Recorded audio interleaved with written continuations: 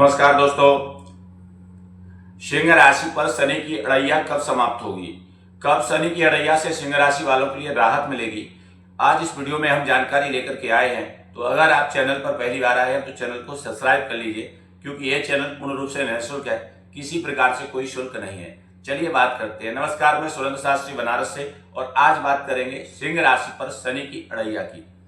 जब कहा जाता है शनि की अड़ैया चलती है तो व्यक्ति भय से भयभीत हो जाता है। सबसे पहला टारगेट होता है, शनि का नाम सुनते ही लोगों के मन में भय हो जाता है। और साथ में अगर साढ़े साती हो या अड़ैया हो तो इन सभी चीजों को जब व्यक्ति जानता है तो उसका भय से मन व्याप्त हो जाता है। एक तो ये बात आप स्पष्ट रूप से मान के चलिए कि शनि की अड़ैया जब भी व्यक्ति पर चलती है तो कहा जाता है जैसे कपड़े को निचोड़ते हैं ऐसे शनि निचोड़ देते हैं, यानी पूरा साफ सुथरा कर देते हैं। समझ रहे बात को? अगर आपकी अड़ैया चल रही है तो आपकी परीक्षा में शनि कोई कमी नहीं छोड़ेंगे, परिश्रम कराने में कोई कमी नहीं छोड़ेंगे। आप जितना भी पीछे हटेंगे शनि आपको बार बार उस जगह पर ले आएंगे, उस परिस्थिति में ले आएंगे कि आपको वहां पर परिश्रम करना ही पड़ेगा। लोग सोचते हैं कि हमको कष्ट हो रहा है, हमको शनि की अड़ैया में परेशानी हो रही है, कष्ट मिल रहा है, पर कष्ट नहीं है। यहां पर शनि आपको दृढ़ता पूर्वक खड़ा होने का सामर्थ्य देते हैं। आप जिस भी व्यवस्था में हैं, चाहे खेती में हो, चाहे व्यापार में हो, चाहे किसी मजदूरी में हो, जिस भी अवस्था में आप होंगे उसी अवस्था में शनि आपको मजबूत करेंगे। जब भी व्यक्ति की अड़ैया चले उसको क्या करना चाहिए और उस परिस्थिति में व्यक्ति के लिए विशेष लाभ कैसे हो सकता है?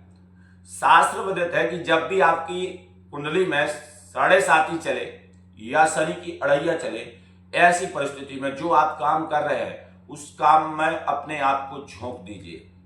अर्थात कहीं से काम में कोई भी कंप्रोमाइज मत करिए, मेहनत में कोई कंप्रोमाइज मत करिए। अगर आप ऐसा करेंगे शनि प्रसन्न हो जाए। लोग कहते हैं शनि के लिए ये कर दीजिए, वो कर दीजिए, पर हम आपसे स्पष्ट कहते हैं जब भी आपकी साढ़े साती चले, किसी भी राशि के जातक हो, आप किसी भी राशि से आप संबंध रखते हो, अगर आपकी साढ़े साती अड़ैया चले तो मेहनत बहुत करना, जो भी काम कर रहे हैं आलस त्याग देना, क्योंकि शनि आपको परिश्रमी बनाते हैं, निडर बनाते हैं। और शास्त्रों में यह विदित है कि शनि निर्णायक देवता है, प्रत्येक चीज का बहुत भली भांति से निर्णय करते हैं, किसी भी का पक्षपात नहीं करते। और रही बात सिंह राशि वालों के लिए, तो सिंह राशि वालों के लिए शनि की इस समय अड़ैया का प्रभाव प्राप्त है। वह प्रभाव चाहे पेट में कह लीजिए, चाहे पैर में कह लीजिए, इस हिसाब से आपके लिए प्राप्त चल रहा है, क्योंकि अभी शनि मीन राशि पर चल रहे हैं। और जहां पर 6 और 8 दृष्टि जाती है तो वहां पर जो है शनि की साढ़े साती की स्थिति बनती है चंद्र राशि से। और इस समय पर में अगर देखा जाए तो सिंह राशि पर शनि की साढ़े साती की अड़ैया प्राप्त हो रही है। तो इसलिए विशेष करके चाहे स्वास्थ्य में कह लीजिए, चाहे रोजी रोजगार में कह लीजिए, किसी भी प्रकार से देख लीजिए, अड़ैया का प्रभाव आपको निश्चित ही प्राप्त होगा 100%। इससे बचने का एक ही उपाय है, उपाय है हनुमान जी की दर्शन। आप हनुमान जी का दर्शन करिए और जो काम कर रहे हैं उस काम को पूरे परिश्रम के साथ करिए, 100% आपको सफलता मिलेगी। अब एक सज्जन का प्रश्न था कि अड़ैया समाप्त कब होगी, कब इस समस्या से छुटकारा मिलेगा, जो परेशानी आई हुई है। तो शास्त्र में देते हैं कि 3 जून 2027 को शनि की अड़ैया सिंह राशि पर समाप्त होगी। अब आप देख रहे हैं जून का महीना चल रहा है 2026 का, अब स्थिति है 2027 जून में 3 जून को, यानी 1 साल अभी पूरा आपके लिए शनि की अड़ैया का फल प्राप्त होगा। और कहा जाता है कि शनि की साढ़े साती यात्रा तो शुरुआत में ही कष्टकारी होती है या जाते समय कष्टकारी होती है, और कई लोगों के लिए जाते समय पूरा झोल बना करके जाती है। कर्जा भी बहुत हो जाता है, व्यापार भी चौपट हो जाता है और चोट चपेट लग जाती है, दवाई की स्थितियां बढ़ जाती हैं, बहुत कुछ होता है। कई पति पत्नी का तो तलाक हो जाते हैं शनि की 7.5 अड़ैया में, क्योंकि जहां लोग अपने मार्ग से भटकते हैं शनि वहां निर्णय कर देते हैं। हमने पहले कहा है कि शनि तो निर्णायक देवता है, उनको तो सही निर्णय करना है। अगर आपने अपना मार्ग छोड़ा है तो आपको कष्ट भोगना पड़ेगा, कोई आपको नहीं बचा सकता। तो 3 जून 2027 को शनि की अड़ैया से राहत मिलेगी, पर एक स्थिति और बदल जाएगी। स्थिति क्या होगी? ये पहली राहत है।